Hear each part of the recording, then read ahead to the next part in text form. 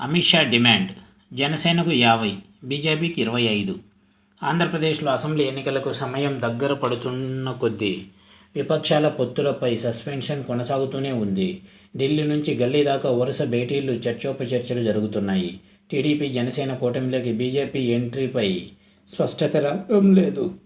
ఇదిగో అదిగో అనే మాటే ఎక్కువగా వినిపిస్తోంది. దీనిపై రకరకాల ఊహాగానాలు మాత్రం చక్కర్లు కొడుతున్నాయి. ఇంతకీ పొత్తు ఉన్నట్లా లేనట్లా అన్నది మాత్రం ఎవరూ నోరు మెదపడం లేదు. చంద్రబాబు సైతం క్లారిటీ ఇవ్వడం లేదు. అసలు చంద్రబాబు అమిత్ షాతో ఏం చర్చించారు అన్నది ఊహాజనిత ప్రశ్నగా మిగిలిపోతుంది. దీనిపై ఎల్లో మీడియా సైతం క్లారిటీ ఇచ్చే ప్రయత్నం చేయకపోవడం విశేషం.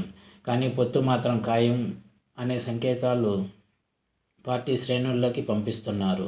తద్వారా సీట్ల త్యాగానికి సిద్ధంగా ఉండాలని సూచిస్తున్నారు.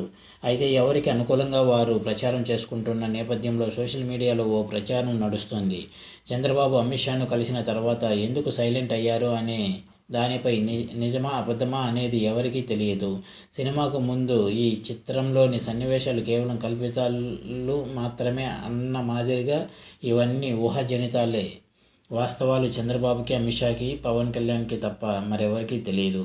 ఈ పోస్టు సారాంశం ఏంటంటే, పొత్తు ఖరారు కావాలంటే బీజేపీ ఓ ఫార్ములా ప్రతిపాదించింది. ప్రతి పార్లమెంటు పరిధిలో టీడీపీకి 4, బీజేపీకి 2, జనసేనకు 1 అసెంబ్లీ స్థానం కేటాయించాలని సూచించిందంట. ఒకవేళ ఇది కొంచెం తారుమారు అయితే, అంటే జనసేనకు 2, బీజేపీకి 1 స్థానం అడిగే అవకాశం ఉంది. దీని ద్వారా మిత్రపక్షాలకు మొత్తం 75 సీట్లు ఇవ్వాలి. 12 నుంచి 13 పార్లమెంటు స్థానాలు ఇవ్వాలి. మరి ఇది వాస్తవమా కాదా త్వరలోనే తేలనుంది. ఇది వ్యూవర్స్. ఆంధ్రప్రదేశ్లో పొత్తు